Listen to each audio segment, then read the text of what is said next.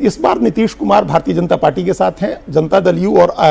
BJP दोनों एक साथ हैं, और लोक जनशक्ति पार्टी भी इस बार साथ में है। ये पिछली बार की आज हम एक बड़ी बड़ी कॉलमनिस्ट का भी आर्टिकल पढ़ रहे थे, दूसरे लोगों का भी पढ़ रहे थे, हर आदमी कहता है कि 12,000 वोट का फर्क रहा, लेकिन जो 23-24 लाख वोट चिराग पासवान ले आए उसका क्या, एक तो फर्क उतना बड़ा हो जाएगा अगर वो जुड़ जाएंगे तो 23 लाख वोट से एनडीए आगे निकल जाए।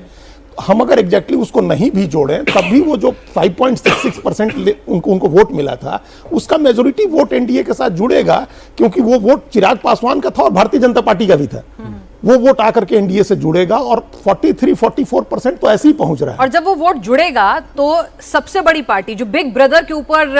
लगातार सवाल उठने लगे थे वो भी पिक्चर क्लियर हो जाएगी, कयास खत्म ही हो जाएंगे, क्योंकि उन्होंने 30 सीटें एटलीस्ट, बाकी तो 34-35 की बात होती है, उतनी सीटें उन्होंने हरवा दी थी जेडीयू को, तो वो सीटें अपने आप उसको ऐड कर लीजिए और नीतीश कुमार फिर सबसे बड़ी पार्टी हो जाएंगे। लेकिन खाली वो फैक्टर नहीं है इस बार नीतीश कुमार के साथ, उस पर हम लोग फिर आगे जब इस चर्चा आगे बढ़ेगी तो बात आएगी। हम चुनाव के बाद, मतदान के बाद, सौरभ जी, जितने लोगों से मेरी बात हुई, ऐसी सीटें जिन सीटों पर हम लोग मान रहे थे कि जेडीयू हार रही है या महागठबंधन की स्थिति बहुत मजबूत है, वोट के बाद लोगों ने कहा कि उन सीटों पर भी नीतीश कुमार के कैंडिडेट की स्थिति सुधर गई है, बीजेपी की नहीं सुधरी है। मतलब आखिरी टाइम वोटिंग में जाते जाते जो इनविजिबल वोटर है, जो ऐसा वोटर जो बोलता नहीं है और चुपचाप जाके लाइन में लग के वोट देता है, उसने नीतीश कुमार को जाकर रीडिंग ये कहती है सर, जब आप घूमते हैं, आप जब पोलिंग बूथ्स पर जाते हैं तो कुछ ऐसे लोग हैं जो बात नहीं करते हैं, वो बिल्कुल बात नहीं करते, और कुछ हैं जो एग्रेसिव बात करते हैं, और जो एग्रेसिव बात करने वाले हैं वो मोस्टली आरजेडी के हैं, वो मोस्टली महागठबंधन के हैं, जो रोजगार की बात करेंगे, जो आपको कहेंगे कि बेरोजगारी है, जो कहेंगे कि महंगाई है। लेकिन जो साइलेंट वोटर है वो चुपचाप सुनेगा, और आखिर में जब आप उससे पूछें कि काम हुआ है कि नहीं हुआ, काम तो हुआ है, आप उससे पूछे क्या हुआ, खाने को दे रहा है ना, खाने को मिल रहा है ना, और जो खाने को देगा हम तो उसी के साथ जाएंगे। तो बिग पिक्चर ये है कि साइलेंट वोटर जो है वो एनडीए के साथ कम से कम नजर आ रहा है। आबादी बहुत बड़ी है, तादाद बहुत बड़ी है। जैसे हम एक सीट के बारे में सौरभ जी आपको बता दें, इंटरेस्टिंग सीट है, आगे आप लोग उस पर चर्चा करिएगा ही, उसका नाम आएगा तो हम नाम भी बताएंगे। वहां कहा लोगों ने कि भूमिहार का वोट है 80,000 और 50,000 पोल हुआ है, उसमें से इतना इनको मिल गया है। हमने कहा कि बाकी 1,35,000, वहां 1,84,000 टोटल वोट पोल हुआ, हमने कहा कि बाकी 1,34,000 वोट, तो वो 1,34,000 वोट में से 1 लाख वोट ऐसे लोगों का है जिनको कोई काउंट नहीं करता है, जिनको लोग समझते हैं कि ये भाई चुनाव भूमिहार के इर्द गिर्द है, धानुक के है या यादव के है या कोयरी कुर्मी के इर्द गिर्द है। भाई वो जो 80 जातियां ईबीसी में हैं उनका वोट, जो दलित का वोट, तो ये 1 लाख वोट एटलीस्ट हर कॉन्स्टिट्यूएंसी में ऐसा पोल हुआ है, और हर कॉन्स्टिट्यूएंसी में सौरभ जी 1 लाख से ज्यादा महिला का वोट पोल हुआ है। देखिए अब आप जातियों की बात आप दिलाई, महिला वाला तो खैर फैक्टर है, और हर सर्वे कह रहा है कि महिला का वोट, कोई कह रहा है 3%, कोई कह रहा है 5%, कोई कह रहा है 15%, आपने तो मेरे ख्याल से 20-25% बताया, ज्यादा वोट जो है वो नहीं 7% मैंने बताया था।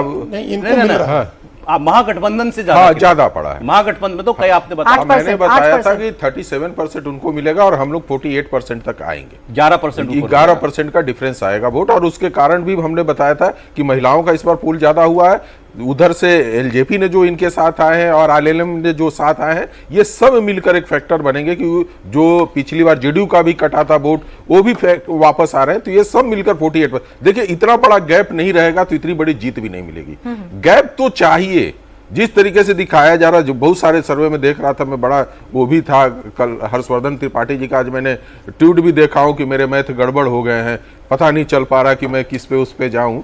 तो क्या है कि हमें वोट मिल कहां से, आर्ट्स पढ़ेंगे तो मैथ तो गड़बड़ हो ही जाएगा। तो वोट आ कहां से रहा, आखिर एनडीए को पसंद करने वाले कौन है?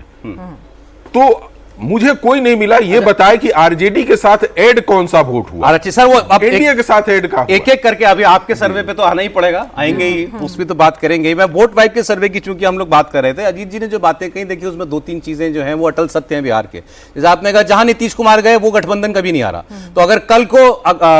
मतलब 14 तारीख को काउंटिंग के बाद अगर महागठबंधन जीतेगा तो ये भी एक बिहार के चुनाव में एक रिकॉर्ड होगा पिछले 20 साल का कि नीतीश जहां नहीं था वो जीत गया। अभी आज तक ऐसा नहीं हुआ है, पहली बात तो ये, और उसमें कौन कौन वोट जुड़ेगा वो उन्होंने बता दिया। दूसरा महिला वोट वाली बात थी कि महिला वोट जहां जुड़ेगा, जहां पिछली बार जो चिराग पासवान नहीं थे वो वोट जहां जुड़ेगा, उसके बावजूद कोई उलटफेर हो जाना, तो इसके लिए बहुत सी चीजों को गलत होना पड़ेगा। इसके लिए मतलब सारी रीडिंग ही बिहार की चुनाव की उल्टे